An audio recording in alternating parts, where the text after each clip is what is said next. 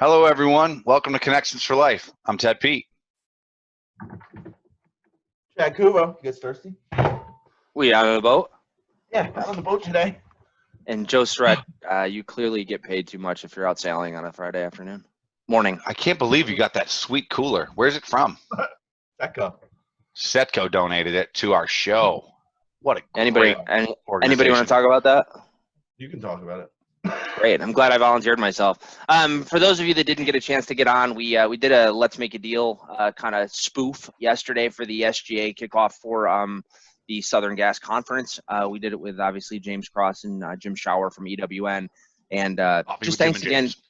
Yeah, with Coffee and Jim James. Just thanks again for the support from the SGA and the support that we got from all of our vendors. Thank you guys so much. It wasn't perfect, but hopefully it was fun and everybody had a good time, and we get to do it again maybe here coming up soon. So thank you for all the support, everybody, and we had a ton of fun doing it. So I think we should also talk about that. People are going to wonder if I'm like a voyeur or something, wandering the earth, a nomad. A nomad. I don't a nomad. Know what voyeur is. Oh, I don't know what that is. I'd go with nomad. Voyager? What is it? What's the word? I don't know. Voyager would be better. Yes. Okay. And now you see why Ted doesn't talk that much. No, definitely not. This is like my fourth backdrop, right? We had my office at my old house now. We hotel had room. The hotel room, and now here, third. Third. This is my third different backdrop. I moved this past week. You have a humongous light in that office too. You can see. It burned out this morning, guys. Check this out. So I had to use this because the lighting in my new office is terrible. This is the level of professionalism for the taping of, the way we roll. of Connections for Life. Meanwhile, I'm on the boat. Yeah, meanwhile, he's just sailing. So, thanks for the invite, Cuvo. Hold on. I bet you I got. Yep, it's still there. My green screen's still on. Look at that. Shameless plug for an Upsco meter set. Meter set. There you go. It's only a quarter of one, but hey. So All let's right. talk about who we got going on this week. Yeah. For this. Okay, yeah. So today we have some very, very cool people that would normally not speak to us, except for a wonderful connection we have named Dan Pajak. Today we have VP of Panagia Health and Safety, Bill Murtaugh, and the President of Sensit, Scott Kleppe. They are both members of the Gild of Ancient Supplers, and in this interview, they talk about so much interesting stuff and how important the natural gas industry is, and that even though they're competitors, they're actually partners, in so many different aspects. Awareness. Yeah. Trying to create natural gas awareness together, which is pretty neat. It's a pretty unique thing. It is. So they reminded me of like the Odd Couple. Do you guys remember them? Where they lived together and they were best friends, but they Balky and oh, that's Perfect Strangers. Perfect Strangers. Yeah, hey, the Odd Couple's a little bit further back. I know I'm a little bit older, but thanks for pointing that out. But I don't know. They were the great guys. I mean, like we had an awesome conversation pre the taping, just to learn a little bit more about them, and we're very fortunate and happy to bring them on. So, Ted, without further ado. Hello and welcome to Connections for Life. Bill, Scott, thank you guys for joining us. Good to be here. How are you guys? Good? Yeah, all good. That's Beautiful awesome. Northwest Indiana in the summertime. It just doesn't get any better. That's kind of how I feel about upstate New York. Yeah. Hey, I just spent a week in the Adirondacks and it was amazing up there for the Adirondacks. Yeah, try it in February. Yeah, right. I'll go with you. Well, guys, we welcome you to the show. We're really excited to have you and talk to you guys and get some of your knowledge and everything out of it. So why don't we start and you guys can just tell us a little bit about yourselves and your background and your current position. We'll start with Scott, if that's okay. Yeah, sure. So Scott Kleppe. I've been at Sensit Technologies forever. It's my 36th year in the industry. And we have basically started a small company to build some gas detectors and turn it into a global organization. So it's been a fun ride in this great world that we're in. So I guess 36 years in the industry, there is no other background, right? You No. There's just back. It's just back. Exactly. Bill, what do you got? Yeah, so Bill Murtaugh. I'm with Pangea Health and Safety. It's my own company, and I work with various suppliers bringing instrumentation into the natural gas industry. So, interestingly enough, Scott and I have been competitors since 1986. For 38 years. 36. I know. I'm sorry, I added two more. I'm a little, I got to be a little proud. I still got the hair and Scott doesn't. So maybe I won on that. But he's a testament to the business. And I like it. Well, this has really totally proud changed of my him. line of questioning. So obviously you guys have been in the industry for a long time. We know that you're both very passionate about the natural gas industry. You guys are part of an organization, the Gild, Supplers Guild, I believe is what it's called, correct? Gild of Ancient Supplers. That's right. There you go. Gild of Ancient Supplers. Thank you. And it's kind of brought you guys, as you had alluded to, you guys have been competitors for a long time, but this organization that you both are obviously a huge part of has shares a common message, which has allowed you guys not just to be competitors, but also share a message about the gas industry and obviously become friends. So one of you, Bill or Scott, if you guys would just talk about the Gild and the message and what that actually entails and what you guys do. Yeah, sure.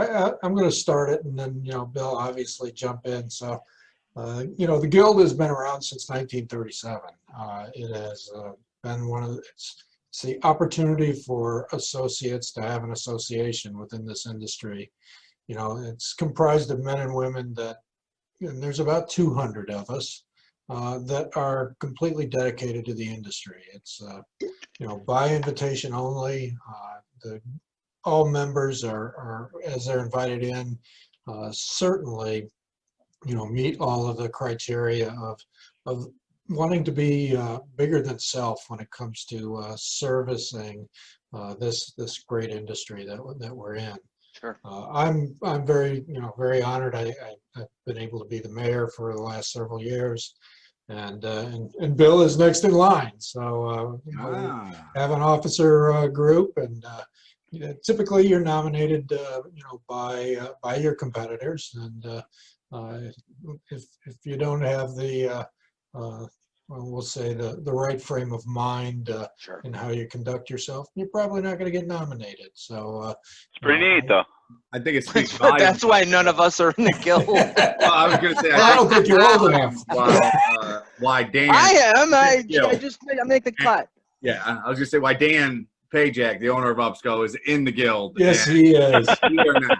But it's also the reason that you guys were able to come on, and I think again that speaks to the connections that you guys have made. But what the Guild obviously does. Yeah. And I know that just in speaking to Dan prior to this, you guys, it's something that's really tried and true and dear to your heart. So we're just very happy to have you guys on and be able to discuss it, because I think a lot of people don't really understand what the Guild is or what it represents. So just having this platform, I think, is awesome for us to be able to share that with everyone.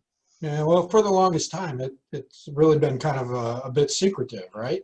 Sure. And so we've made the choice to become a little more vocal and be involved. And at the end of the day, the Guild was formed to be able to help utility customers, our clients, be able to have something to promote within the homes and everything else, whether that was appliances, parts, accessories, and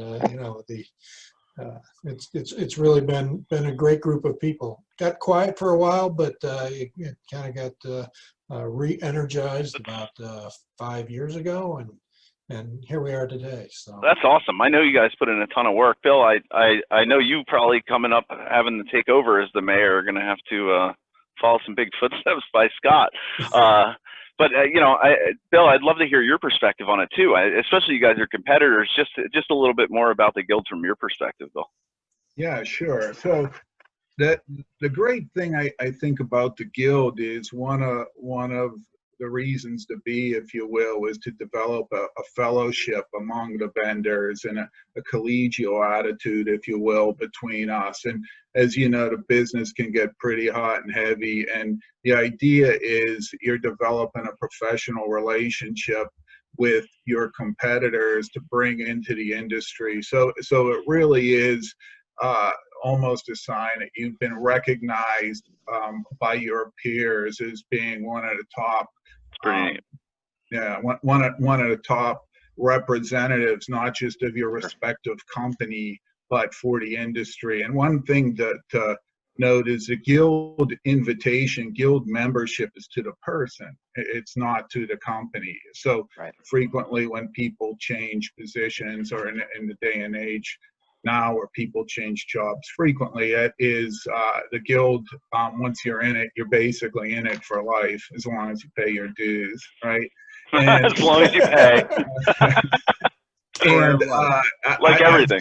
Yeah, and I've considered the older I get, the more special it's become to me, and I've progressed into a leadership position.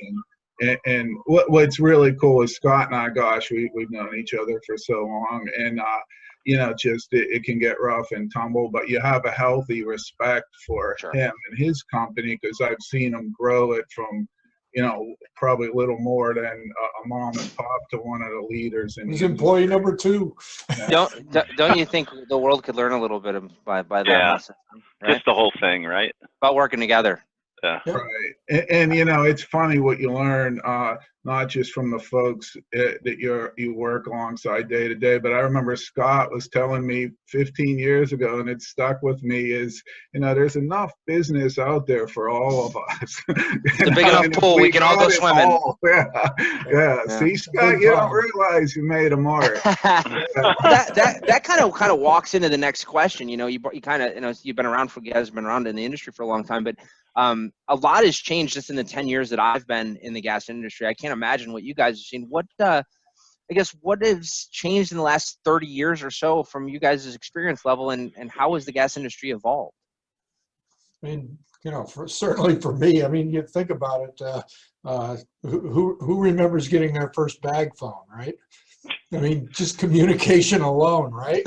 No, I mean, about bag you phones. go to the airport and you got the bank of payphones and you're using a pager. That I remember doing as a kid. Yep. Yeah. So I mean, just the ability to communicate, right? Sure. Let alone the technologies that are out there, and you know, the science that is actually turned into usable and deployable equipment, and you know, the just the overall ability to efficiently operate. When you think about where it started to where it is today, it's amazing. I mean, you know how much more is getting done with how many fewer people it's necessary to do it, and safely. Right, and that's safely. The other thing. And regulatory has changed a lot, and the concerns for that, and you know, let's face it, the people's and the consumers' concern versus what it used to be is massively different. So, in the essence of time, I think I better let Bill talk. I was going to say, let's pivot to Bill and see what his thoughts are. Well, I think one of the things that I've noticed or recognized is the impact of the environmental aspect of natural gas is now every bit as important as a public safety or a consumption of natural gas versus electricity or things of that nature. And it wasn't that long ago that natural gas was going to be the savior, right? And we still feel that it's such a strong player going forward as part of the country's energy plan.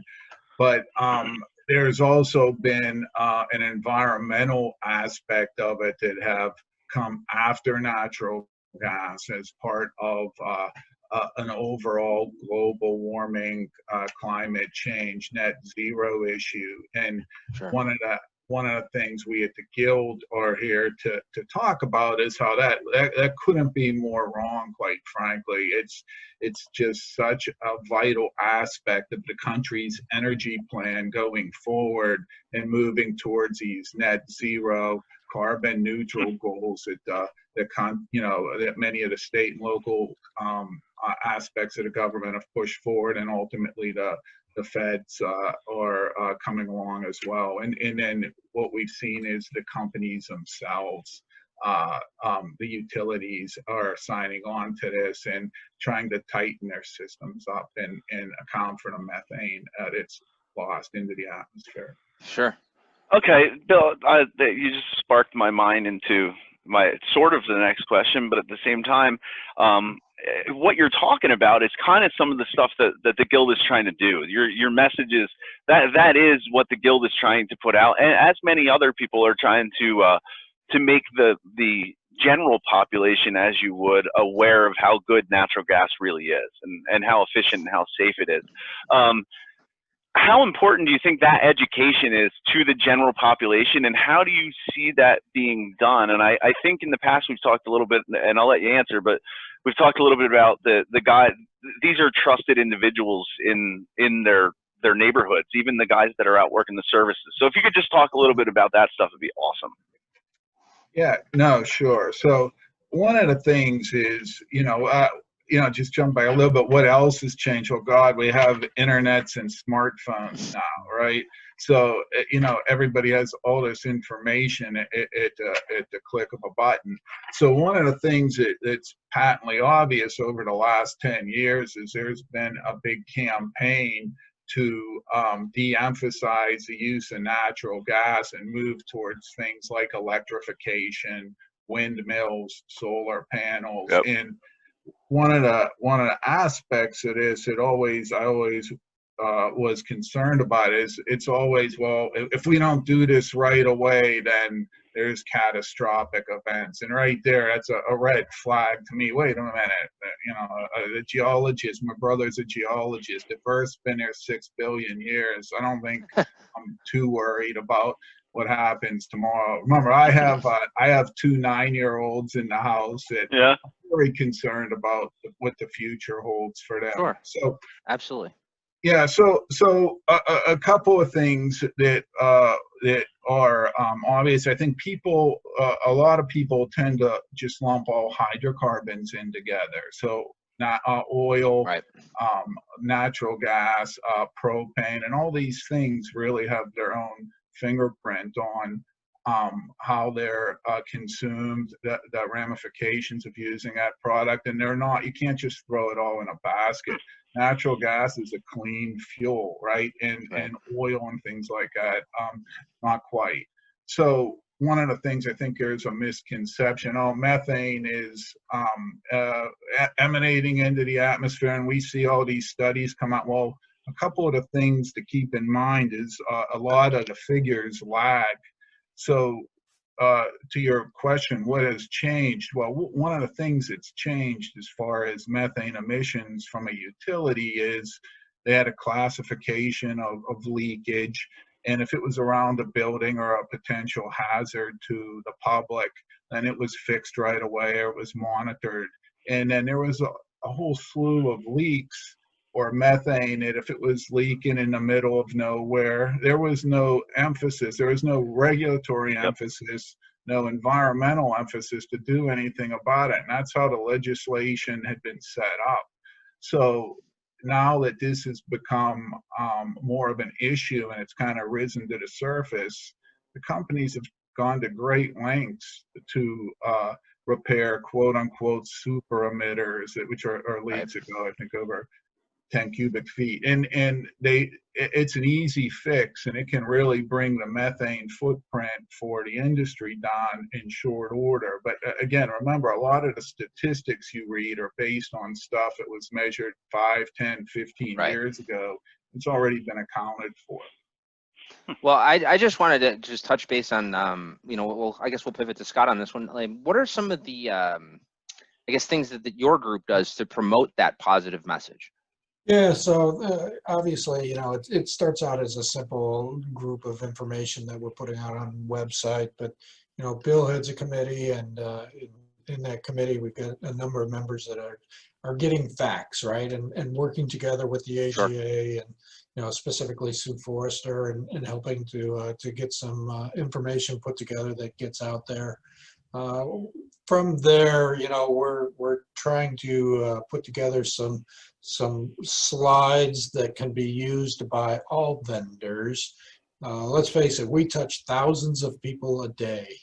and the opportunity to just throw a couple of slides up in any of our presentations that say, let's remember why this is so good.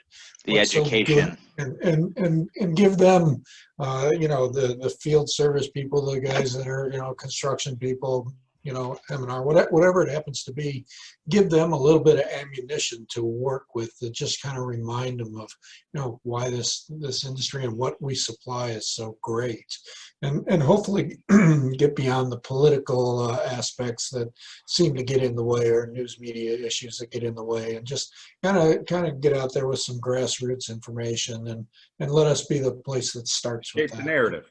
It's great. Yeah. Shape the narrative. Yeah. Yep. So guys, if tomorrow I'm building a new house, and my house has the opportunity to have electric heat or oil heat or anything else for that matter, but also the opportunity to have natural gas, why do I pick to have natural gas in my house as a consumer? As just an everyday homeowner consumer, why do I do that? Whichever one of you wants to go first. I'll jump in because He's just waiting. I saw it. You're like, guns loaded. Raring to go. that ball looks this big right now, guys. His eyes got like this. Yeah. So first off, you kind of touched on something, Ted, that I think is really key. I need to have the choice to choose what fuel I want. I mean, that's the American way, right? And one of the things on natural gas, it's clean burning. A couple of things to keep in mind are economics an issue, because when you start to look at the cost of natural gas versus electric for home cooking, water heater, home heating, the choice is obvious. I know there's a statistic that AGA has published that approximately somebody who does, I think it's heating, cooking, and water heater, you save $800. And remember, most people aren't loaded with money. $800 can be a really big deal. That's in today's market. I'm right? about to switch my stove right now. If you told my wife that she could save $800, she'd. That's man. Well, Yeah, don't let her see this episode, Chad. Yeah, I can't. Sorry, she doesn't watch them anyway. Right? But the other thing I think is the reliability of natural gas. It's been proven. And my wife is from rural New Hampshire, and one of we still keep in touch with a lot of folks. And a couple of years ago, they're all electric, and they had a big power outage. It was well documented, and these folks were without heat for 2 weeks in December. And I mean, gosh, you talk about sobering, right? And then, I think the other thing on a macro level to consider is in 2019, it was the first year that the U.S. was energy independent. Right. And a big portion of that was the fact that we have developed the technology and the infrastructure for natural gas. And maybe last year, I always thought that was a big deal. But with the COVID situation we're in, you look at the situation we're in with the drugs and the generic drugs being, not being made over here and things like that. How the heck would we like to be put in a spot where we don't have enough energy and infrastructure to support our demand, and then having to rely on third parties or something like that? Very, very frightening to me. And I can go on and on the issues in California. Yes, you can, Bill. I was going to say, no, you can't, Bill. But I want to hear. I got to throw this one out. That's why we're competitors. Because you had the fires out here last year that were a really big deal. And what's the first thing that's going on? And take it one step further, and if you have an electric car or something like that, now the safety concerns are now elevated. And like I say, it's a very easy choice once somebody looks at the facts. Once you know them. What about But I you? think I'm sorry. Just real quick, I wanted to jump in there. Like, I think one of the other aspects is it's safe. and people don't really realize. I think you hear about such. You only hear the bad part. That's why. Right. It's not the millions upon millions of people that access and use it every single day in a very safe, effective manner in their home. And I don't want to overlook that part, because I think sometimes that the gas industry, and maybe I could be wrong, but just gets kind of a bad rap when bad things happen, and it's just like black cloud sometimes that hangs over. Kind of like jumping on an airliner, right? Right. Yeah. The old phrase, you never remember the 1,000 things you got right. You always remember the one, the 1,000 attaboys are wiped out with oh shoot. So let me kind of jump in a little bit here. I want to add on to what Bill was talking about, and I totally get the choice piece, and I think that's really, really important. It's a really great message, and it is the American way. Let's have choice. So this week in the Midwest, we had some pretty serious storms that blew through. They talked about tornadoes in Chicago, and we're not too far from there. I came home and there was no power, right? At least none supplied by the local electric company. But there was, as a result of my gas-powered generator. That's same with me. I have one as well that never interrupts, never shuts off. It runs no matter what. Exactly, right? and so as a result, and I live on a farm. I can guarantee you, I don't want an all-electric farm. I guarantee it. That'd be an interesting place. It's pretty neat, though. I mean, that's just something that happened in the last week. That the benefit of natural gas and what it can be and what it can do. I mean, it's very it's a very moving thing, especially like Joe and I always talk about. We talk a lot about when people manage exceptions, and that's tend to happen in natural gas too. Is the public perception of it is that one bad time where, like Joe said, there's millions and millions and millions of people using it every day successfully, safely, right. and actually more cost effective than anything else as well. That's by a lot. Exactly right. For dozens and dozens and dozens of years. Yeah, it's not like it's yesterday. Yep, exactly. I think the numbers are out there to be able to look at, right? Yeah. Yeah. You got to know to go look for them. So looking for things, and as you want to learn into research and stuff like that, that brings me to what's going to be probably our final question here. We're going to shamelessly plug the Gild with this, but you guys have a scholarship program, and it would be awesome if you guys could share a little bit about how someone could apply for it, and what exactly the scholarship entails and whatnot. Criteria, etc. So let me I'll start this, and Bill, correct me if I'm wrong, right? And but anyway, he's your competitor. Yeah, I know. Not a problem. That's right there. First guy never has a chance. But no, seriously. Right. So the Gild has been a very fortunate group and been able to have great membership and has created some reasonable coffers. But it's all in our world. It's all about giving back, right? So. We certainly support some charities of some of the, for example, the operating chair for AGA, when in and outgoing, we support their charities. But we said, how can we go a little bit further? And so we created a scholarship program, which it took a little bit of work to get there, and the biggest problem was COVID, because guess what? Nobody's in school, and so that. I know. I got two kids sitting in this house. so there you go. So then the way we went about this, the Gild is divided into districts, 9 distinct districts. And each of the wardens would go out to find schools of choice that supported the natural gas industry and industry programs. Then we would come in and have a vote. And this year's recipient is the Northeast Wisconsin Technical College, and so we'll meet with them.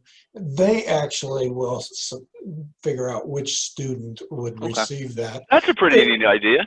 It's a good way to have and it's going to be based on tenure in the school. Sure. Make sure they actually started the program and they're going to finish it. Their GPA, and then actual financial need. That's really neat. A great way to do that. That's really creative. I've never really heard it done that way. I like that. Right. Yeah, well, just trying to figure out what's fair, and then we're going to kind of move it around year by year, and it's a $2,500 scholarship that That's awesome. and Is there any way that a 43-year-old guy can Non-student? non-student? only Asking for myself. Only if we feel like that they're going to complete something. Then I'm out. I'm out. Just asking for a friend. Bill, maybe you want to fill in something on that. No, you did a pretty good job. I think the Thank idea God. here. Hey, I got that recorded, Scott. I'll send it to you. Yeah, you got it later. You can just clip it out and use it where you want. Yeah. No, I think the idea though is we're looking to identify kind of students of need too. Yeah. And not my way. If you're paying 80 grand to go to USC, probably they have a smoking good petroleum, natural gas engineering school, but they might not need our guild money. So right. we're trying to get the right fit. That's neat. No, that makes sense. I really like that. Typically, at a community college kind of level is what we're looking at, or That's neat. Which is the people who probably need where it. it deserves Yeah. to be. They're typically pretty hardworking and Good for you guys. That's trying awesome. to get a break in life, right? Yeah, that's really cool. Well, Absolutely. I think this has been that's phenomenal information. Is there anything else you'd like to share before we wrap things up here? Bill, we'll let you go first so that Scott can talk about you.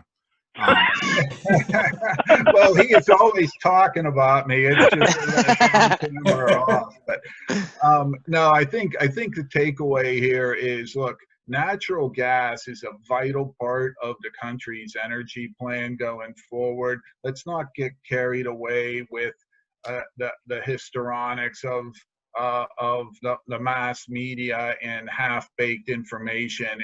There's a very solid support network backing up why we should use it. You can go to our website, which is supplersguild.org, and if you hit the advocacy tab, we've been keeping a list of support articles on why natural gas is now and should continue to be a part of our nation's energy plan going forward. We'll make sure we had all those links. Yeah, we'll put all that links. That will all be in the video.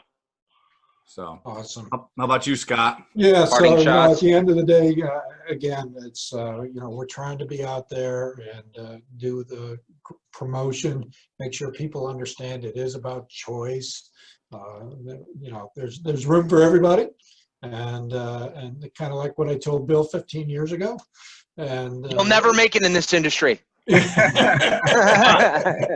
Well, I think you guys are a great epitome of what actually the show is about. We talk about connections for life, and to be competitors for 30-something years while still being connected in the industry to make the industry better. It's just what shows why it's so unique.